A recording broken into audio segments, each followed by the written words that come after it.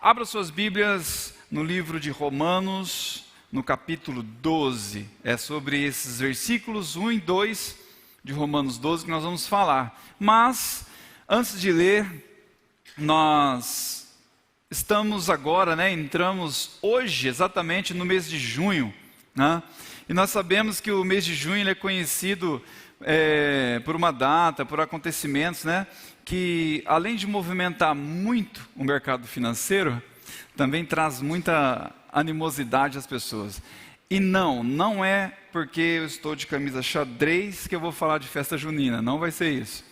Mas é sobre o Dia dos Namorados, É um dia que o pessoal fica animado para saber que presente que dá para a pessoa que ama, que está orando por ela. Lembre-se bem disso, vamos falar sobre isso, sobre orar. E nesse mês, nós vamos ter aos sábados, começa hoje, uma minissérie de mensagens que vão falar sobre relacionamento. Muito importante para todos nós e principalmente para quem, a maioria do nosso público hoje aqui, de sábado, é um público adolescente, jovem, que tem uma vida toda pela frente. Então não perca, não falte os próximos sábados, onde os nossos pastores, o Guilherme Borges, o Bitem, eles vão estar trazendo mensagens para falar sobre relacionamento. Mas hoje, eu vou falar um pouco sobre isso, mas eu vou falar de algo ainda mais importante, que é sobre a palavra de Deus. Então nós vamos meditar muito na palavra de Deus, e com isso vamos jogar uma luz a esse assunto. E o que mais você precisa saber, eu preciso te informar isso já. O que mais você precisa saber antes de entrar em um relacionamento é o quanto você está preparado para não estragá-lo. Porque a gente cria muita expectativa na outra pessoa, quando a gente começa a orar, fica vislumbrado. Mas a gente tem que saber se a gente está pronto para não estragar o relacionamento.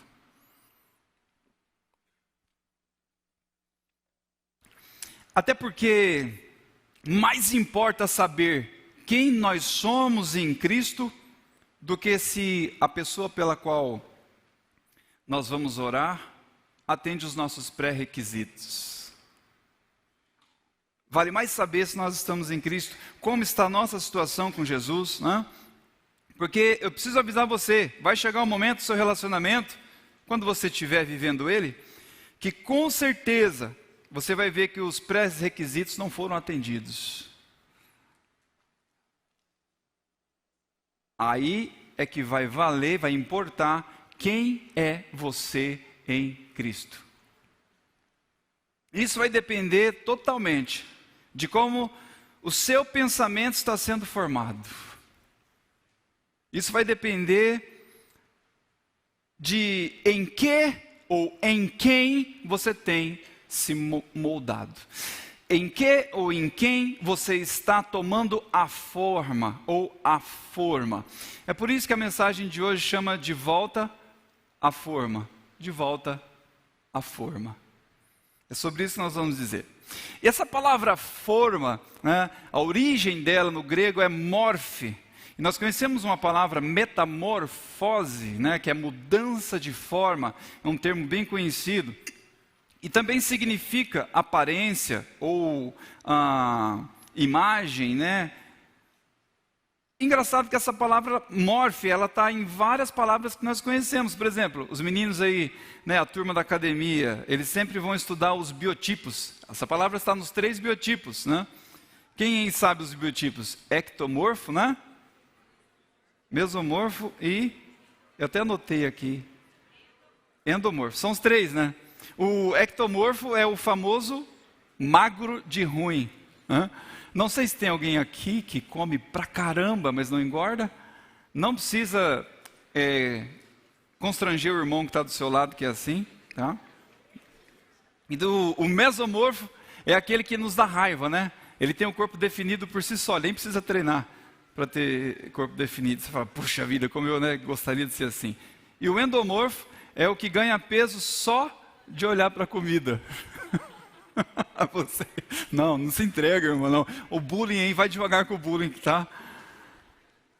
Então você vê que essa morfe é a palavra para forma. E quando a língua grega, o grego koiné, que era a conversação do período do Novo Testamento, ela vai ficando extinta na conversação, né? Vem o latim. No latim ganha a palavra morfe, ela muda para forma, que significa aparência, mesmo significado, estrutura de algo. Logo, como você se veste, né?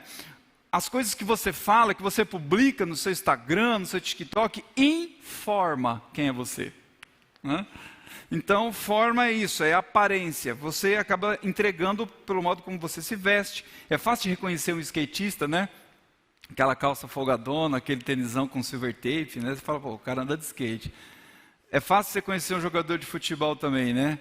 Ele pisa numa grama, ele muda um pouco o jeito de andar assim, né? Você fala, pô, o cara joga bola, né? Então, assim, a forma tem a ver com aparência, né? E a gente pode dizer, biblicamente, que Deus usou em nós a sua própria forma. Não é isso? Ele não usou a nossa própria a forma dele, na verdade, para nos criar. O humano, ele foi criado à imagem, à forma, né? A imagem e a semelhança de Deus. E aí tem uma pergunta, sendo assim, não éramos para sermos perfeitos? Se somos criados à imagem e semelhança de Deus? Era ou não era? Sim.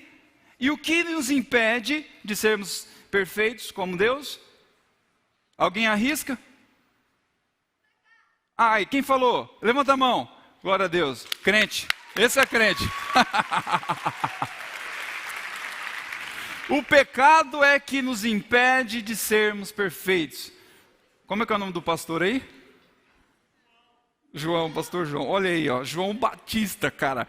Arrependa dos seus pecados. Parabéns, João. Glória a Deus por sua vida. Por mais Joãos, né, na igreja. Então a gente vai entender que fomos criados à imagem e semelhança de Deus. Mas por termos o pecado em nós, nós acabamos por sempre nos atrair pela forma deste mundo. Fomos criados por Deus, mas a gente sempre se atrai pela forma desse mundo. Isso não é um problema novo, é desde o Éden. Porque foi ali com Adão e Eva, aonde por causa de um pecado, não foram dois, não foram três, um pecado diante de um Deus santo, nós nos tornamos comprometidos desde o nosso nascimento com o pecado.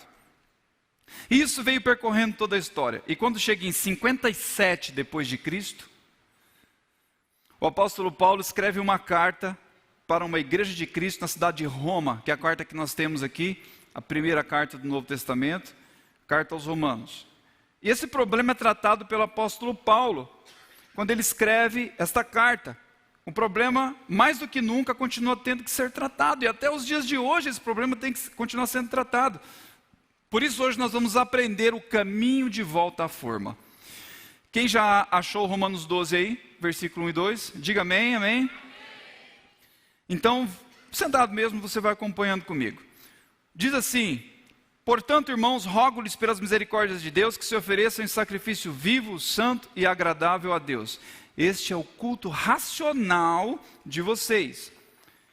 Não se amoldem ao padrão deste mundo, mas transformem-se pela renovação da sua mente, para que sejam capazes de experimentar e comprovar a boa, agradável e perfeita vontade de Deus. Vamos orar? Pai, diante da sua palavra nós nos encontramos. E nós sabemos que, por mais que o mundo tenta nos ajustar, tenta nos colocar em padrões, quando nós conhecemos a tua palavra, nós sabemos que ela é quem nos define, é ela quem nos molda. Então venha fazer isso nessa noite, nas nossas vidas e em nossos corações. Que o Senhor possa falar conosco. Venha hoje nos moldar segundo a tua vontade. Em nome de Jesus. Amém. E o primeiro ponto, sacrifício. Existe um caminho de volta à forma. E nesse caminho é necessário sacrifício. Não aquele que algumas religiões até hoje ainda fazem, né? Sacrifícios animais. Não, isso já não precisa mais. Porque Deus deu o seu Filho em uma cruz por nós. Então não é esse tipo de sacrifício, mas eu vou explicar qual. Quando Paulo, e eu peço para você acompanhar comigo aí, e aqui também, essas palavrinhas grifadas, elas têm a ver com o que a gente vai dizer. Aqui está escrito, portanto, irmãos, rogo-lhes. Paulo, quando usa essa palavra, ele usa uma palavra que significa implorar, suplicar. Então, Paulo suplica aos cristãos em Roma. Ele não está falando, olha, se vocês puderem. Não! Ele fala com intensidade. A palavra parakaleo significa implorar. Então, Paulo implora aos cristãos de Roma que pela compaixão, pelas misericórdias, e realmente está no plural aqui, misericórdias e amor que Deus tinha por suas vidas, que eles fizessem algo. Então Paulo escreve a eles, essa carta era lida diante de toda a igreja, mais de uma vez, por várias vezes. Então os cristãos ouviam Paulo dizendo a eles, eu rogo-lhes a vocês, eu imploro a vocês por algo, que vocês façam algo. Para vocês entenderem a intensidade desse rogo-lhes que Paulo está dizendo, é mais ou menos assim, quando você deixa a sua roupa espalhada pela casa, sua mãe fala assim, João, pelo amor de Deus, cata essas roupas que você largou pela casa. Isso pode acontecer na casa de vocês, na minha não acontece muito não, né? De vez em quando até com a minha toalha acontece, mas então assim, é como se sua mãe estivesse falando assim, pelo amor de Deus. Mas aí essa frase a gente ganha uma conotação, né? A gente entende como, olha, se você ama a Deus, faça isso que eu estou te pedindo. Só que é o contrário, ela não significa pedir algo segundo o seu amor por Deus. Mas ao olhar o quanto Deus te ama e tomar uma atitude. O que Paulo está dizendo para a igreja de Roma é, olhem para as misericórdias de Deus, entendam quem é esse Deus, entendam o que Ele fez por vocês, e então façam algo. João Calvino, ele comenta a carta aos Romanos, e esse versículo, olha a intensidade do que ele diz. A súplica de Paulo nos ensina que os homens jamais adorarão a Deus com sinceridade de coração, nem se despertarão para o temor e obediência de Deus com suficiente zelo, cuidado, enquanto não entenderem consistentemente, de forma firme, de forma sólida, né, o quanto são devedores à misericórdia divina. Quando nós compreendemos o amor e a graça de Deus, nós entregamos o nosso corpo como sacrifício vivo, santo e agradável. Somente assim que nós vamos conseguir adorar a Deus com sinceridade, quando nós compreendemos o amor dele por nós. E Deus é a fonte de todo bem, pois proporciona tudo quanto nós necessitamos, e o principal de tudo, a salvação por meio de Cristo Jesus. Ele é a fonte de todo bem. E aí eu pergunto, vocês imaginam que pode nos tirar a comunhão com a fonte de todo bem, que é o Deus Todo-Poderoso? O que nos tira a comunhão com Ele? Mais uma vez, pecado. Se Deus é a fonte de todo bem, o pecado é a fonte de todo mal. Logo, todo mal se origina no pecado. Às vezes essa pergunta que não quer calar, ela perdura, né, por séculos e séculos. Qual a origem do mal? Como que um Deus tão bom, né, que as pessoas, vocês dizem que Deus é bom, e aí, essa é uma das máximas dos ateus, né? Como que Ele permite que coisas ruins aconteçam a pessoas boas? Deus é sim 100% bom. E um Deus bom também é justo. E essa justiça que incomoda as pessoas, que elas querem continuar em seus pecados e não pagarem por eles. Então é mais cômodo permanecer no pecado e ficar acusando um Deus que eu até creio, mas não quero confessar que creio. Porque eu quero permanecer numa vida pecaminosa. A questão é que no pecado se encontra a origem de todo o mal. E engraçado que o hebreu, o povo do Novo Testamento, quando você lê o Antigo Testamento e pesquisa para pecado, a palavra hebraica ratá significa fazer o mal a alguém. Olha só, o sentido inicial da palavra pecado. Todo pecado cometido pratica o mal a alguém.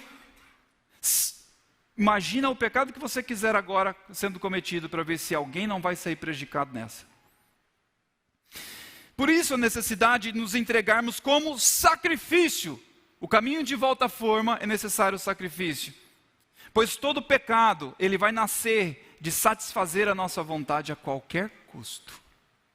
Todo pecado cometido, ele nasce da nossa necessidade de satisfação a qualquer custo.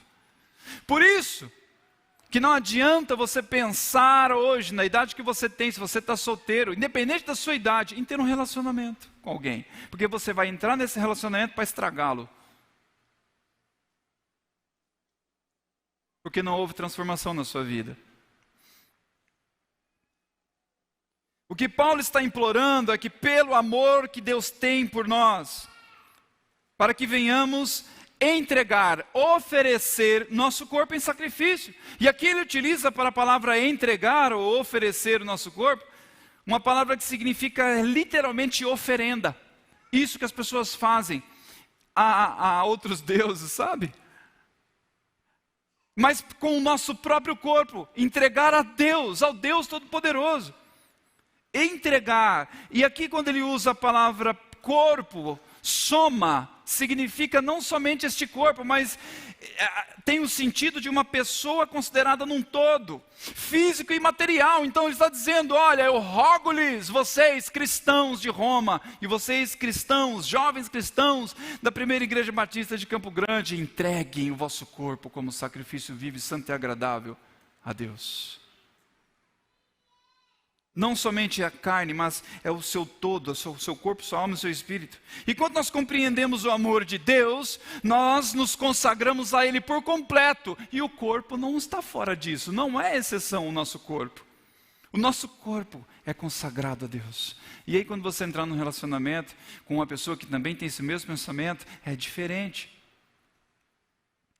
A palavra fala para que nós entreguemos o nosso corpo, a nossa alma, o nosso espírito em sacrifício a Deus.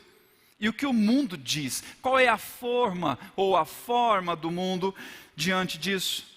Diante do corpo? Qual é a frase mais conhecida dos últimos anos? Meu corpo, minhas regras. Assinado Satanás.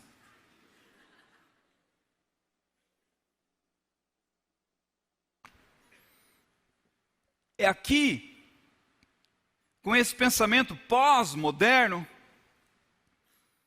que começa uma destruição na vida de uma pessoa que não conhece o Evangelho, que não é amada da forma que deve ser amada, sem preconceitos, mas sendo amada como Cristo amou, mas também trazendo a verdade dos pecados que ela precisa abandonar. Quando isso não acontece, a pessoa caminha por esse pensamento cultural pós-moderno. Meu corpo, minhas regras. Aí é onde Deus fez ela de modo tão perfeito, fez um homem ou fez uma mulher, e por causa das suas pecaminosidades, desejos pecaminosos, ela acredita que ela não é aquilo que Deus a fez.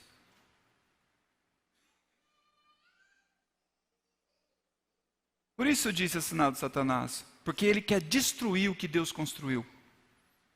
Só que nós como igreja não vamos deixar isso acontecer. Daquilo que nos traz por responsabilidade, nós não vamos permitir.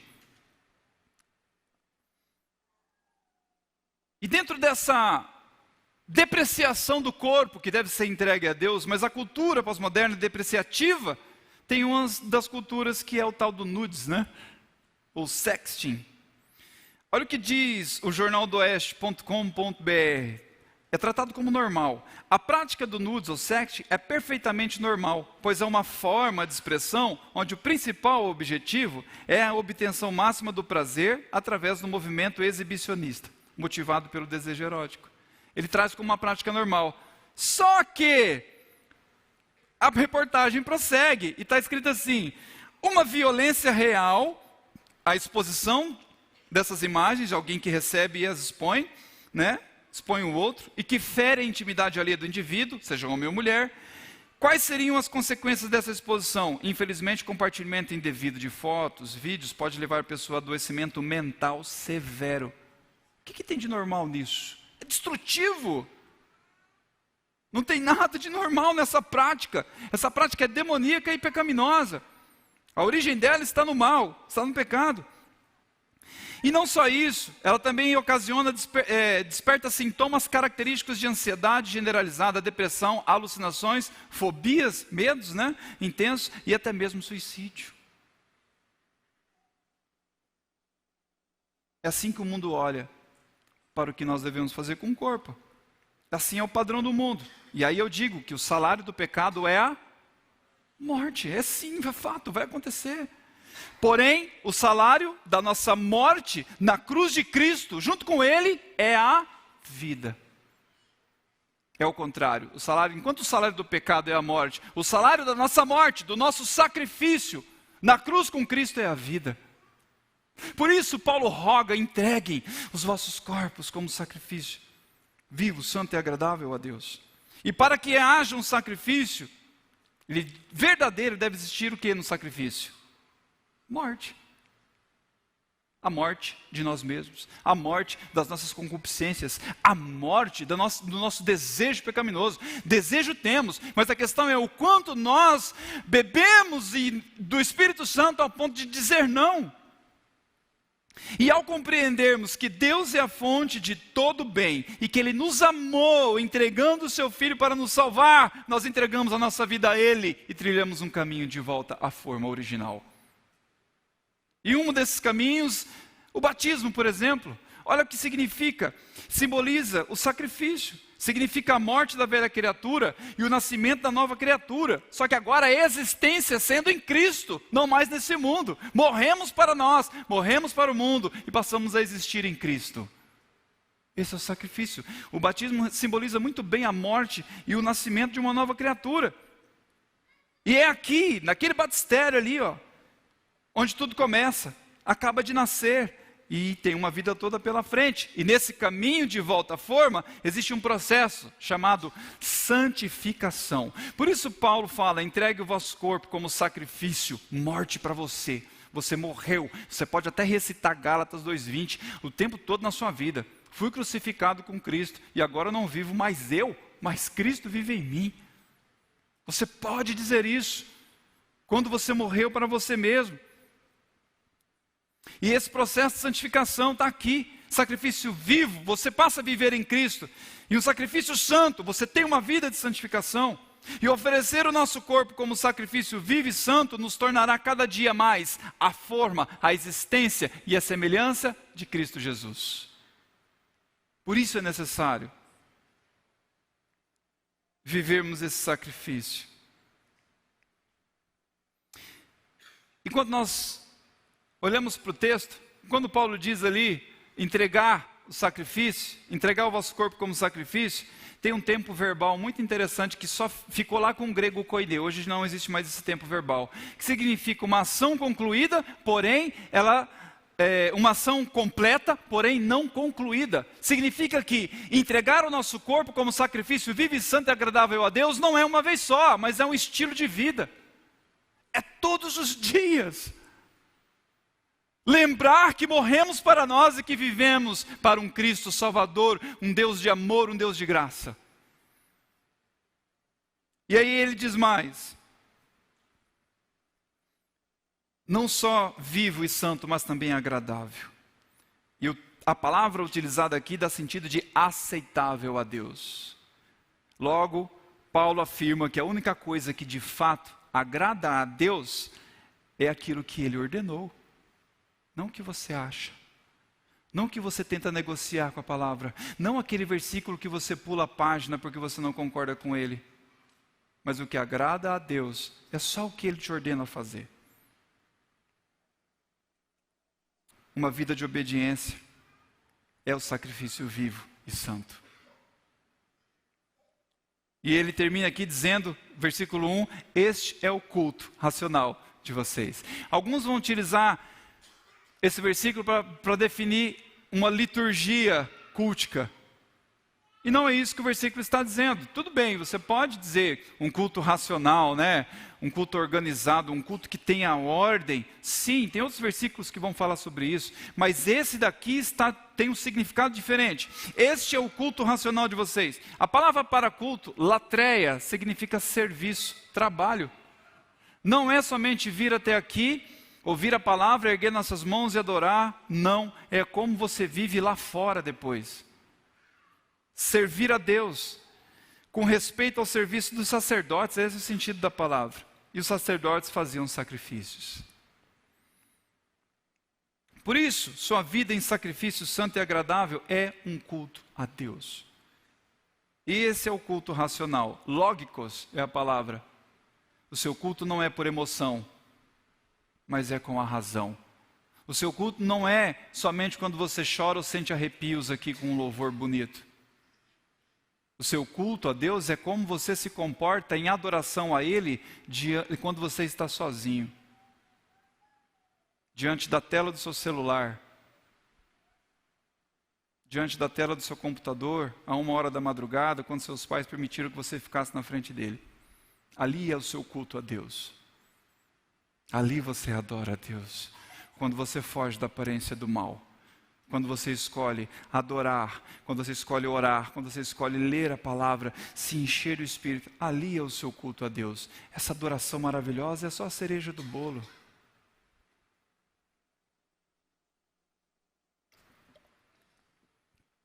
Este culto que nós fazemos aqui é a cereja do bolo. Servir a Deus em sacrifício é servir onde, quando e como você estiver. Tendo a adoração como um estilo de vida, não como 1h30 do sábado.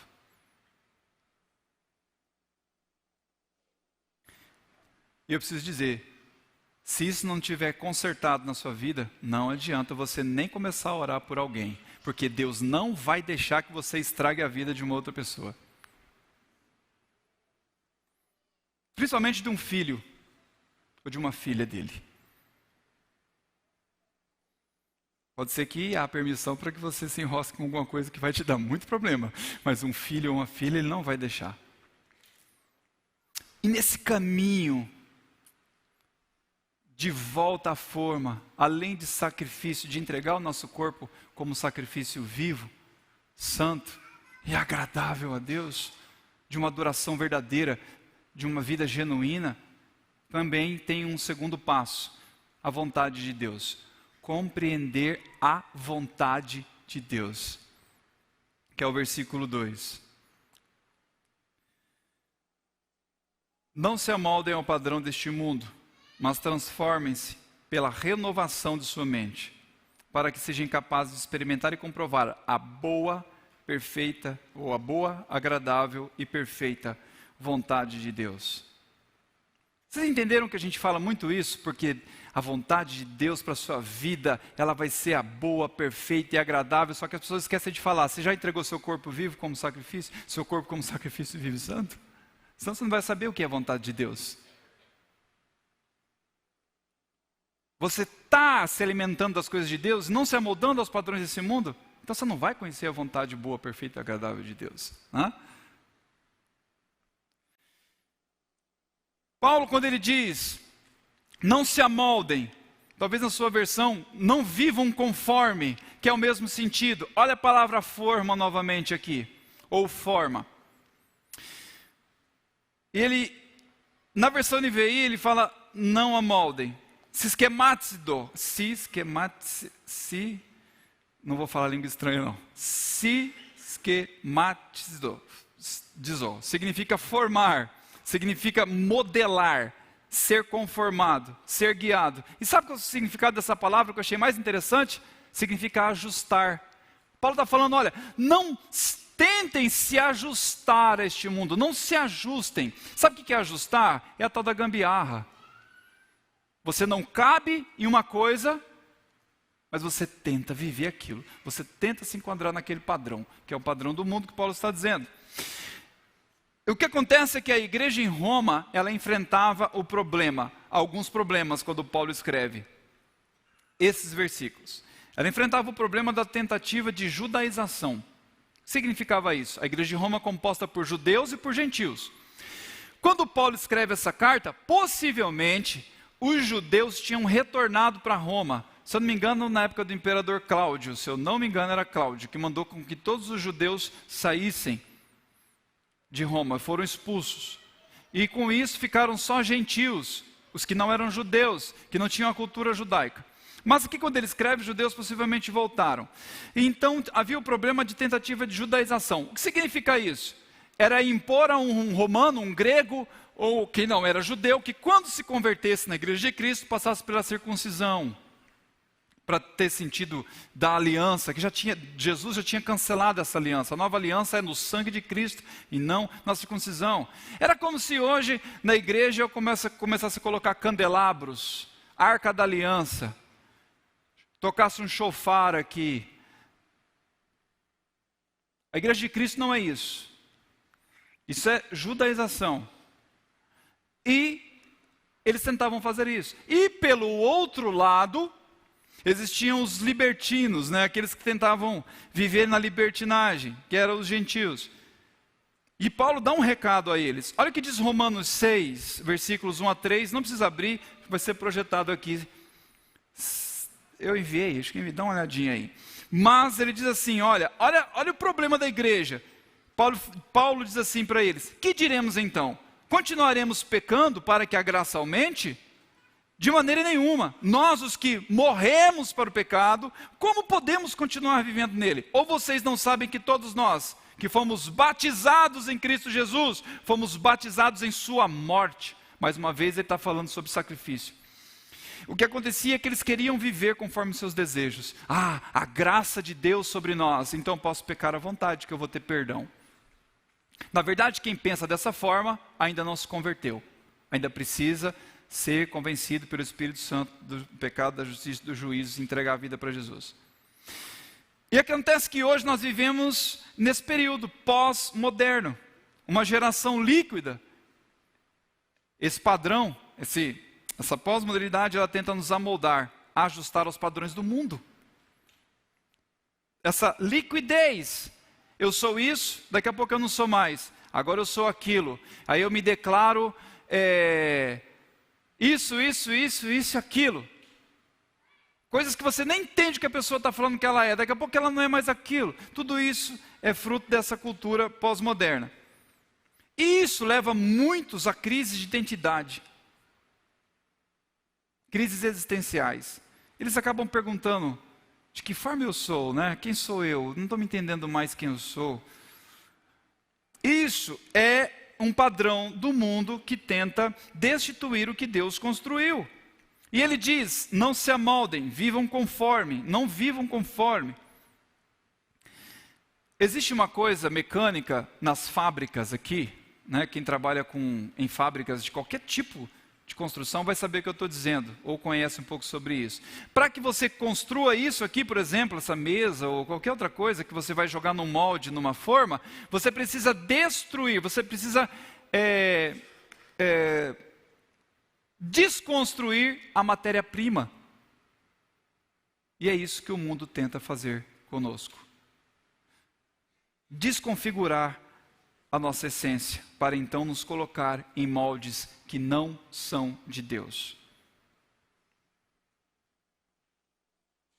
Paulo escreveu para a igreja de Roma, onde tudo acontecia, era uma cidade polo, movimentada, então experiências novas eram apresentadas, que poderiam afastar as pessoas, os cristãos, da sua essência ou da sua identidade em Cristo. E quando ele fala para nós não nos amoldarmos ao padrão deste mundo, ele não usa a palavra cosmos, que é utilizada em João 3,16, e Deus amou o mundo. Não, ele usa uma palavra diferente, que dá sentido a século, ao tempo que se vive. Então o que ele está dizendo é, não se amoldem aos padrões desse tempo em que vocês vivem. E nós vivemos em um tempo que tenta desconstruir tudo que Deus construiu.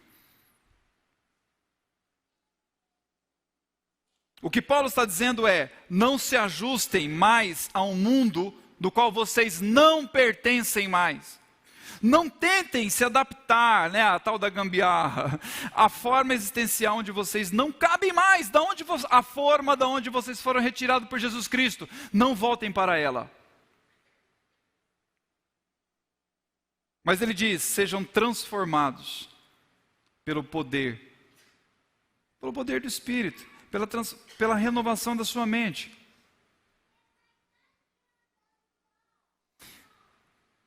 É a mesma palavra que ele utiliza nesse versículo, é quando Jesus é transfigurado.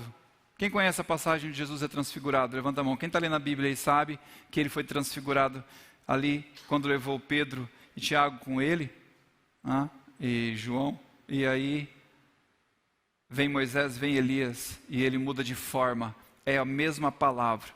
Então, quando nós buscamos renovação da nossa mente por meio do Espírito Santo, nós vamos mudando, nós vamos nos transformando, não sendo mais o que éramos. E é a hora de nós sermos transformados pela renovação da nossa mente. A palavra para renovação significa tornar uma pessoa diferente do seu estado passado. Quanto mais você vive do Evangelho, você lê a palavra, você ora, você busca viver para a glória de Deus, você está renovando a sua mente e deixando de ser quem você era, mas se tornando mais santo, mais próximo de Deus, mais separado deste mundo. E aí agora olhe para o versículo, pelo versículo 2. Experimentar e comprovar. Ele fala para que nós venhamos não nos amoldar ao padrão do mundo, à forma do mundo, mas que a gente venha ser renovado, transformado pela renovação da nossa mente, para então experimentar e comprovar a boa, agradável e perfeita vontade de Deus. Nós só vamos conseguir entender o que Deus quer de nós quando nós sermos para Ele o que Ele deseja que nós venhamos ser. Não há outra forma de saber a vontade de Deus se você vive contrário ao que Ele quer. Se você vive uma vida de desobediência.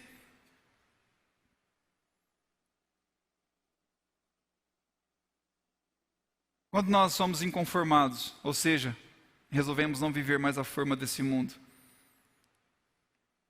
é o próprio Deus quem passa a nos transformar. É o próprio Deus que reconhece em nós que nós não queremos mais a forma desse mundo. Ele passa a nos transformar. E o nosso caminho, então, de volta à forma original de Deus, se torna possível.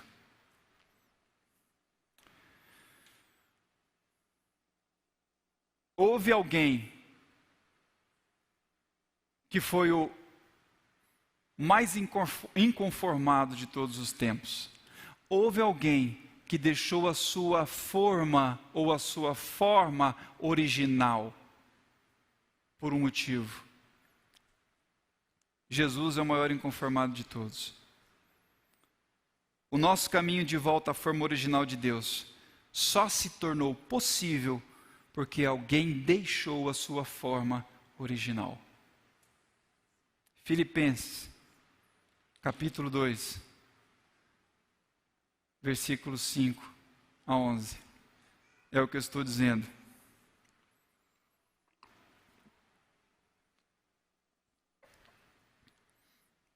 Jesus, o maior inconformado de todos. Olha o que está escrito. Tenham entre vocês o mesmo modo de pensar de Cristo Jesus, que mesmo existindo na forma ou na forma de Deus, não considerou o ser igual a Deus algo que deveria ser retido a qualquer custo.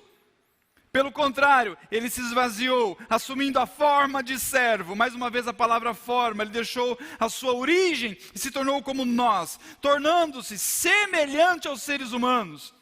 E reconhecido em figura humana, ele se humilhou, tornando-se obediente até a morte, e morte de cruz. Por isso também Deus o exaltou sobremaneira, e lhe deu o nome que está acima de todo nome, para que ao nome de Jesus se dobre todo o joelho dos céus, na terra, debaixo da terra, e toda língua confesse que Jesus Cristo é Senhor, para a glória de Deus Pai. Ele deixou a sua forma original por causa de nós, por causa daqueles que vão crer nele. Jesus não deixou a sua forma original em vão, mas para aqueles que vão crer nele.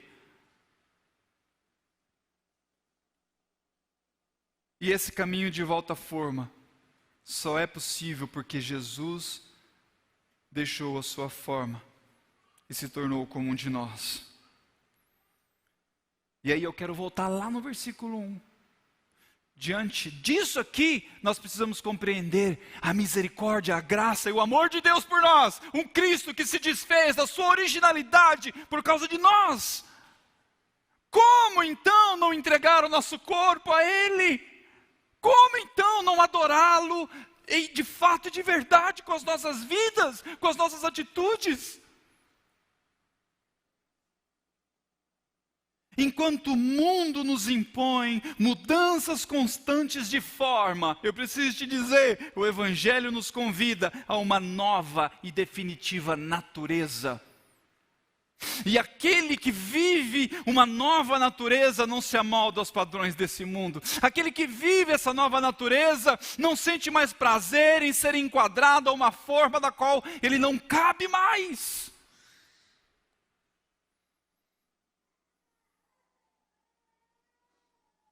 Porque Cristo mudou a sua forma, podemos nascer de novo.